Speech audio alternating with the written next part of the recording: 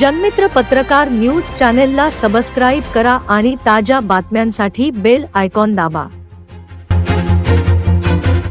Sir, आपलं नाव व आपण कशासाठी आले आज जिल्हाधिकाऱ्यालय येथे? माझे नाव ॲडव्होकेट सय्यद मुसा।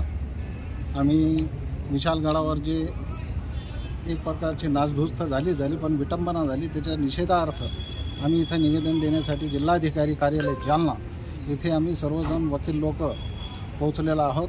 माझ्यासोबत ॲडव्होकेट सोहेल साहेब, माझ्यासोबत अजून ब्रह्मानंद चव्हाण साहेब, उमर साहेब, कामरान साहेब पदसिद्ध ते जे उपाध्यक्ष आहे आपले, आणि खराज साहेब आणि सर्व वकील बारचे जवळजवळ सर्व लोक सोबत आलेले।